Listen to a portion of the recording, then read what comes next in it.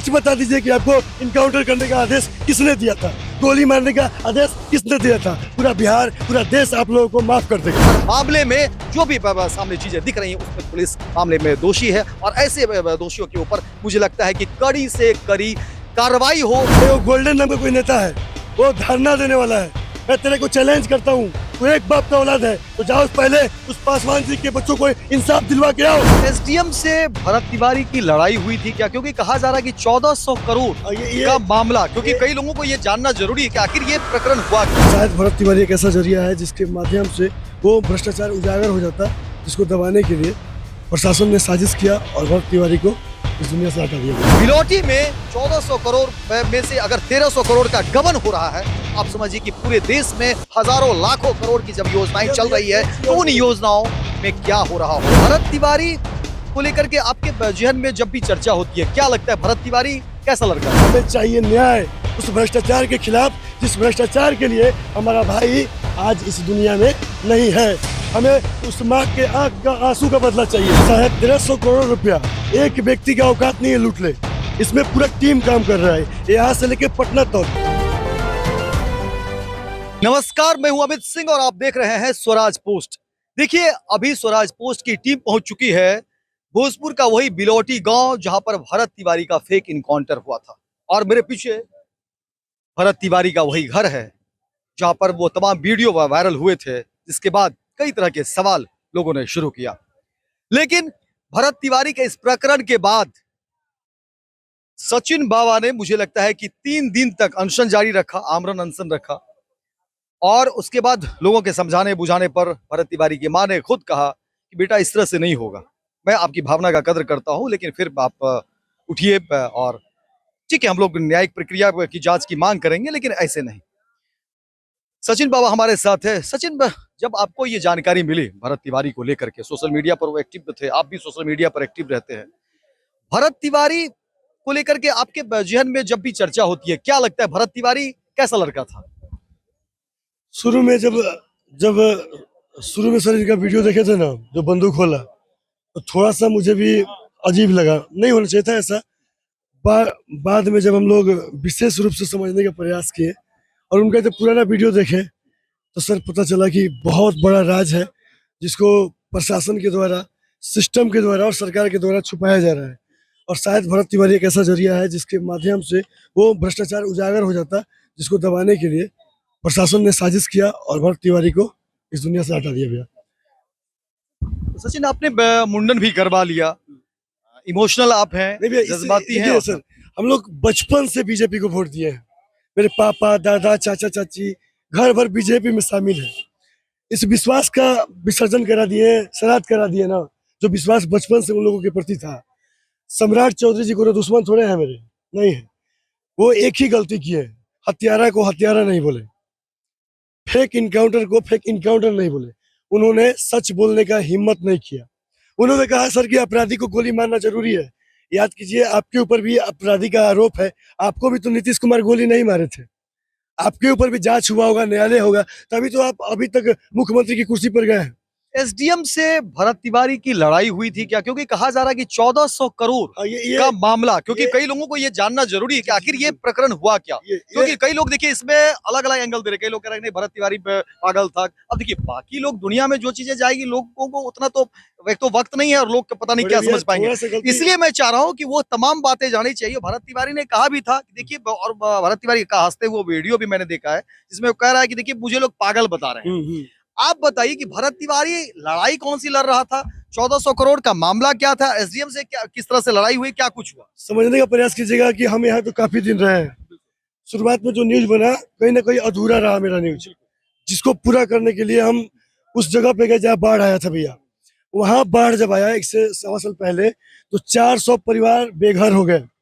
उन 400 परिवार को बसाने के लिए नीतीश कुमार उस समय मुख्यमंत्री थे। 1400 करोड़ रुपया इस क्षेत्र के लोगों को मिला, मतलब नेताजी लोग, सरकारी अधिकारी पर अधिकारी लोगों को, ताकि जितने बाढ़ पीड़ित हैं उनको बसाया जा सके, उनका विकास हो सके। अब ध्यान से समझिएगा, विजुअल दे देते हैं, या आप जाके देखिएगा जहाँ बाढ़ पीड़ित बसे हुए हैं, 1 साल पहले बसाए गए हैं ना, वहाँ जो रास्ता बना है पीसीसी, आपका गाड़ी जाएगा बम्पर टूट जाएगा। वो रोड 1 साल पहले बना है। उस रोड को देख के समझ सकते हैं यहाँ पर कितने चोर, जाहिल, लुटेरा टाइप के समाज सेवी हैं। सिर्फ फोटो दिखावा और फॉर्मेलिटी करने से नहीं हो जाएगा। अब भाई मरे हैं, यहाँ आए हैं फोटो खिंचवा ले, हम थोड़ा साथे हैं, लेकिन आप छल कपटी, अब वो छल कपट नहीं दिखे, सब दिख गया है उस रोड के बारे में। अब चलिए समझने का प्रयास कीजिएगा। जब हम गांव में गए, लोगों से मिले, सर 30-35% जिनका पैरवी है, दलाली है, उन्हीं का काम हुआ है। मतलब जहां तक हमको पता चला 40-45 या 65 करोड़ रुपया खर्चा किया गया है। बाकी 1350 करोड़ रुपया किसके बाप की संपत्ति थी भैया? हमारी संपत्ति, आपकी संपत्ति, देश की संपत्ति, बिहार की संपत्ति, किसके बाप की संपत्ति थी? ये लूट लिए। और भरत 1350 करोड़ का गबन हो गया बिलोटी में। और ये मामला जो है पहले नहीं उठा, धीरे धीरे अब उठ रहा है 2-4 दिन से भी। जब हम लोग इसका पड़ताल किए, धीरे धीरे खबर पहुंचाए, अब नेशनल चैनल भी आ रहा है। देखिए ये बातें आनी चाहिए। अगर मुझे लगता है कि भरत तिवारी की शहादत की लोग बात करते हैं, तो भरत तिवारी के सपने क्या थे? भरत तिवारी संघर्ष किन चीजों को लेकर के कर रहा था? कम से कम भरत तिवारी तो चला गया, वो लौट कर नहीं आएगा, ये भी उतना ही सच है। लेकिन भरत तिवारी जिस बात की लड़ाई लड़ रहा था, कम से कम वो बातें, जो बातें थी, वो बातें लोगों तक तो जानी चाहिए ना। तो फिर तो भरत तिवारी को लगेगा कि हम क्यों मर गए, अब किसके लिए मर गए? आपने बोला ना एक साहब का नाम रखा, तो एक साहब यहाँ दोषी नहीं है सर। 1350 करोड़ रुपया एक व्यक्ति का औकात नहीं है लूट ले। इसमें पूरा टीम काम कर रहा है, यहाँ से लेके पटना तक। उसमें एक्जीक्यूटिव इंजीनियर होंगे, उसमें ब्लॉक के अधिकारी होंगे, बहुत लोग मिलकर, यहाँ तक यहाँ के विधायक जी भी होंगे, सांसद जी भी होंगे। और दुर्भाग्य देखिए भैया, आज बिहार में जाति जाति किया जा रहा है। यहाँ के सांसद और विधायक राजपूत और पंडित जी थे, और इन लोगों के होते हुए भी बाढ़ पीड़ितों को कोई फायदा नहीं पहुंचा। कहीं ना कहीं ये लोग भी मिले हैं। मेरी बातों से अगर आप लोगों को तकलीफ लगे, तो आप लोग सीबीआई जांच मांग करिए कि हाँ वो पैसा आगे खोजिए। नहीं खोजते हैं तो आप भी दोषी हैं मेरे नजर में। और दूसरा चीज भैया, ये जो हमारे भरत भाई हैं, इसी मुद्दा को लेकर आवाज बन रहे थे, और उनके मोबाइल में ऐसा ऐसा एविडेंस है जिससे सबको डर था। और दुर्भाग्य उन पुलिस वालों का, हमको पता है भैया, वो पुलिस वाले भी आज घर पे जाके अपने बच्चों के सामने मतलब रोते होंगे, घुटते होंगे, अपने आप को कोसते होंगे कि हमसे कितना बड़ा पाप हो गया, हमसे कितना बड़ा गलती हो गया। वो लोग खुद से थोड़ी गलती किए हैं। इनके ऊपर वो लोग जो इस भ्रष्टाचार में मिले हुए हैं भैया, वो लोग मजबूर करके इनसे ये गलती कराए हैं, गोली चलवाए हैं। अभी तो गोली चला दिए हैं, ये लोग पाप कर दिए हैं, लेकिन ये अपने आप को जीवन भर माफ नहीं कर पाएंगे, और ना ही अपने बच्चों को नजर से नजर मिला के। हम लोगों से रिक्वेस्ट करते हैं, आप लोग यहाँ आइए, हम लोग सम्मान देंगे, आपको सीने से लगा लेंगे। आप सच बता दीजिए कि आपको इनकाउंटर करने का आदेश किसने दिया था, गोली मारने का आदेश किसने दिया था? पूरा बिहार, पूरा देश आप लोगों को माफ कर देगा। हम सब बोल रहे हैं, दिल की बात बोल रहे हैं। हम जानते हैं गेहूं के साथ घून पिसाता है, और उन लोगों की औकात नहीं थी गोली चलाने की। आज वो लोग मरेंगे, चाहे जेल जाएंगे, चाहे फांसी पे चढ़ेंगे, तो इसमें कहीं ना कई लोगों का हाथ है भैया, कई लोगों का हाथ है। और ये सच्चाई, भरत तिवारी अगर जिंदा होता और उसका मोबाइल हम लोगों के पास होता, तो पोल खुल जाता और कई भ्रष्टाचारी अधिकारियों का खेल खत्म हो जाता। अब आप भी समझ गए होंगे, 1350 करोड़ रुपए का खेल खत्म करने के लिए, गमन करने के लिए भरत तिवारी को ही खत्म कर दिया गया। ना रही है बांस और ना बाजी बसुरी। लेकिन ये बात ये लोग भुला गए, भरत तिवारी मर गए और वजह हम लोग नहीं जान पाए, तो ये हम लोगों के लिए बहुत दुर्भाग्य की बात है। हम लोग को छूलू भर पानी में डूब मरना चाहिए। हम 2-4 पुलिस को जेल भिजवा दे, उसको फांसी पे चढ़वा दे, इससे हमारी जीत नहीं होगी। ये अधूरी जीत भी नहीं चाहिए। हमें चाहिए न्याय उस भ्रष्टाचार के खिलाफ, जिस भ्रष्टाचार के लिए हमारा भाई आज इस दुनिया में नहीं है। हमें उस माँ के आंख का आंसू का बदला चाहिए। वो ऐसा बेटा जन्म दी थी मैं भैया ना, इस क्षेत्र के गरीबों का वो बेटा बन चुके थे। चाचा, आप तो उनको भगवान ना मानते हैं? आप लोग क्या मानते हैं? भगवान मानते हैं उनको। देखिए, हमको लिए भगवान है। कैसा लड़का रहा है वो? बहुत बढ़िया लड़का थे, बहुत। पूरी दुनिया, पूरा देश, पूरा बिहार जानता है कि अच्छे थे, भगवान थे।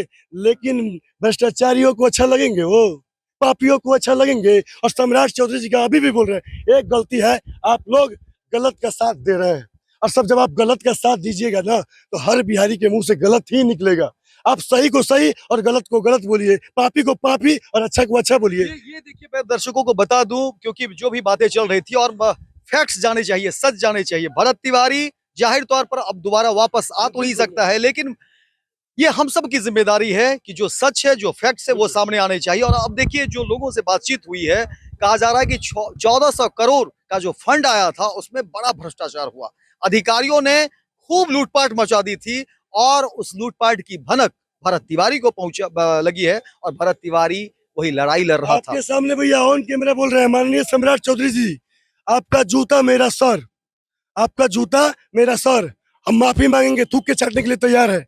आप सीबीआई का जांच बैठवा दीजिए और 1350 करोड़ रुपया कौन हरामी लूटा है हम लोगों को बता दीजिए। हम माफी मांगेंगे, हम गाली दिए होंगे, शब्द बोले होंगे, आपके खिलाफ बोले होंगे। ये देखिए हाँ। ये देखिए गुस्सा लोगों का है और मुझे लगता है कि वो बातें दब नहीं जाए। यानी 1400 करोड़ रुपए की लूट जो मची थी और उसमें ये लड़के कह भी रहा, हालांकि ये तमाम चीजें जांच का विषय है।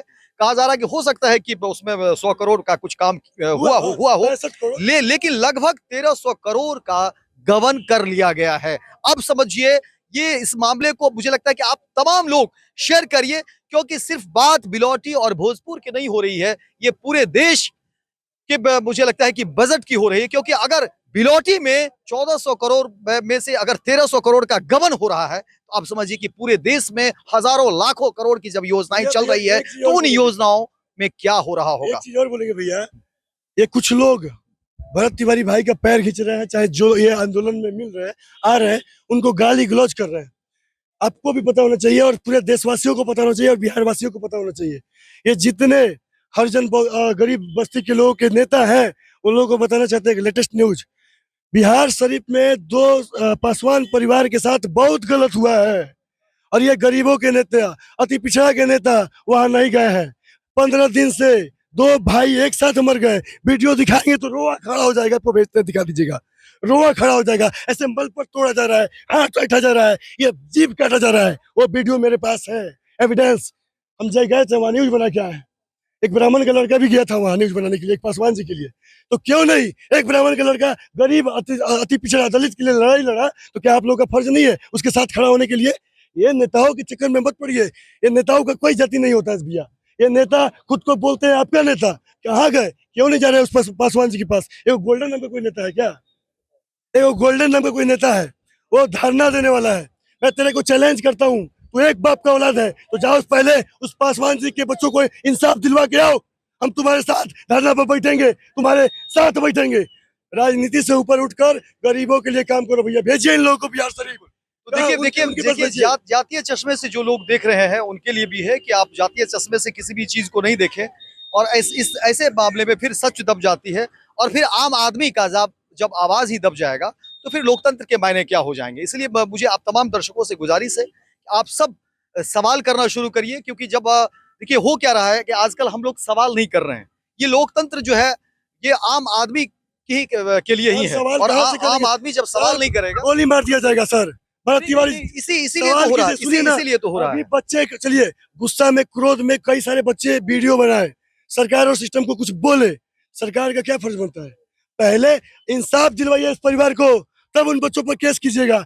तो सरकार तो उन बच्चों पर केस कर रहा है, एफआईआर कर रहा है, वो भ्रष्टाचारी पर केस नहीं करेगा, अपराधी को नहीं पकड़ेगा। 1350 किसके बाप का घोटाला हुआ है, इन लोगों को नहीं पकड़ेगा। छोटे छोटे यूट्यूबरों को केस करके फंसाया जाएगा, डरवाया जाएगा कि कोई आवाज लोकतंत्र को ऐसे दबाया नहीं जा सकता है और मीडिया को तो ऐसे भी नहीं दबाया जा सकता। और इसलिए मैं कहता हूँ कि सरकार से कि देखिए मामले की गंभीरता को समझना होगा, नहीं तो फिर ये जो विश्वास का डोर है अगर ये टूट गया तो बहुत मुश्किल होगा। हम तो सैल्यूट करते हैं, विश्वास का डोर जब टूटेगा तो बहुत मुश्किल होगा। और मैं समझ सकता हूँ सचिन, ये आक्रोश जो है और ये लाजिम है जब इस तरह की बात होगी।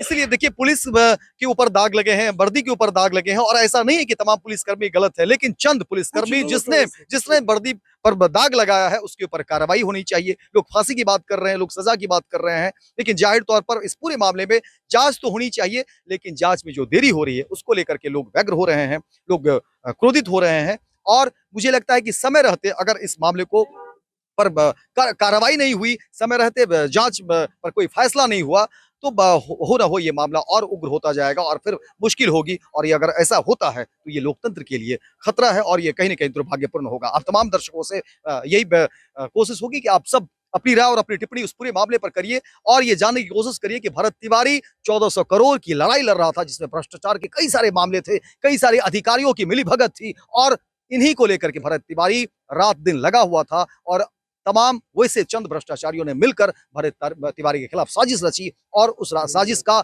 ये इंतजाम हुआ कि भरत तिवारी के ऊपर फेक इनकाउंटर करवाया गया। हालांकि जो पोस्टमार्टम रिपोर्ट सामने आए हैं उसमें भी विरोधाभास है, पुलिस के जो बयान है वो अलग है और पोस्टमार्टम रिपोर्ट वो भी अलग है। मुझे लगता है कि इस पूरे मामले की जांच होनी चाहिए और जो भी दोषी है, क्योंकि वर्दी पहन लेने से किसी को भी ये इजाजत नहीं मिलता कि वो आम आदमी को गोली मार दी जाए। जब पुलिस का बयान है कि भरत तिवारी पागल है, भरत तिवारी की मानसिक स्थिति ठीक नहीं थी, अगर ऐसा है तो फिर क्या एक पागल को आप गोली मार देंगे? संविधान में क्या इसकी इजाजत है? इसकी इजाजत कतई नहीं है। यानी कुल मिलाकर के पुलिस हर मामले में जो भी सामने चीजें दिख रही हैं उसमें पुलिस मामले में दोषी है और ऐसे दोषियों के ऊपर मुझे लगता है कि कड़ी से कड़ी कार्रवाई हो, ताकि आने वाले समय में कोई भी पुलिसकर्मी ऐसा करने से पहले 1000 बार सोचे। क्योंकि मैं खुद कह रहा हूं और ये बात भी सही है कि पुलिस है तभी हम लोग सुकून से हैं, पुलिस है तभी शांति व्यवस्था बनी हुई है। लेकिन अगर इस तरह की पुलिस रहेगी तो फिर अपराधियों की जरूरत क्या है? अगर इस तरह की पुलिस होगी तो फिर अपराधियों की कोई जरूरत है क्या? इसलिए ऐसे पुलिसकर्मी जो अपराधी भेष में है, ऐसे पुलिस वालों को ढूंढिए। डीजीपी साहब और सम्राट चौधरी जी, मुख्यमंत्री साहब आप भी, क्योंकि सरकार के ऊपर जब सवाल उठ रहे हैं तो ऐसे ही पुलिसकर्मियों की वजह से उठ रहे हैं। इसलिए मुझे लगता है कि अब देरी नहीं और पूरे मामले में इंसाफ लोगों को चाहिए। और आम आदमी मांग ही क्या रहा? आम आदमी चाह ही क्या रहा? और भरत तिवारी की मांग ही क्या थी? भरत तिवारी तो जमनिया गांव के विस्थापित लोगों की लड़ाई लड़ रहा था, पुनर्वास की लड़ाई लड़ रहा था और 1400 करोड़ मामले में जो खेल हो रहे थे उस खेल का पर्दाफाश कर रहा था। भरत तिवारी के मोबाइल अभी भी पुलिस के पास है। आखिर क्यों? जब उस मोबाइल में हजारों लाखों लोगों ने कहा कि उस मोबाइल में एविडेंस है उन अधिकारियों के खिलाफ जो 1400 करोड़ मामले में हेराफेरी कर रहे थे, फिर उस मोबाइल की जांच क्यों नहीं? वो पुलिसकर्मियों के पास है, कहां है? किसी को कुछ भी खबर नहीं। और सबसे बड़ी बात कि जो एसपी हैं, भोजपुर एसपी को लेकर के भी सवाल उठ रहे हैं, क्योंकि घर वालों ने कहा कि रात के अंधेरे में एसपी अपनी टीम के साथ आते हैं, कोई महिला पुलिस नहीं, घर वालों को डराया जाता है। भरत तिवारी के भाई ने गंभीर आरोप लगाए हैं और ऐसे मामले में क्या एसपी की भूमिका की जांच नहीं होनी चाहिए? क्या एसपी साहब आप उस परिवार को भरोसा नहीं दिला सकते हैं? आखिर ऐसी कौन सी वजह हो गई है? आप नौकरी कर रहे हैं एसपी साहब, आप नौकर हैं, नौकरशाह का काम क्या होता है? इसलिए मुझे लगता है कि अभी इस पूरे मामले में त्वरित कार्यवाही होनी चाहिए और कोई भी शक शुबा होगा, संदेह होगा तो परेशानी बढ़ेगी और परेशानी उग्र रूप ना ले ले, उससे पहले इस पूरे मामले को मुझे लगता है कि पटाक्षेप करना जरूरी है, पारदर्शिता लाना जरूरी है और परिवार वालों को कम से कम विश्वास में लेना बहुत जरूरी है। बहुत बहुत धन्यवाद आप तमाम दर्शकों का। लेकिन आप सब अपनी राय और अपनी टिप्पणी इस पूरे मामले पर जरूर रखिए और ज्यादा से ज्यादा शेयर करिए। बहुत बहुत धन्यवाद, बहुत बहुत धन्यवाद। गोल, जहां 28 वर्षों के सफर में 18,000 से भी अधिक छात्रों ने डॉक्टर एवं इंजीनियर बनकर सफलता की ऊंची उड़ान भरे है, जहां साधारण छात्र भी बिहार एवं झारखंड टॉपर बनकर बड़ा इतिहास बना रहे हैं। दूरदर्शी शिक्षाविद श्री विपिन सिंह के मार्गदर्शन में मेडिकल एवं इंजीनियरिंग के लाखों छात्रों के लिए आशा की किरण के रूप में गोल, द रिजल्ट फैक्ट्री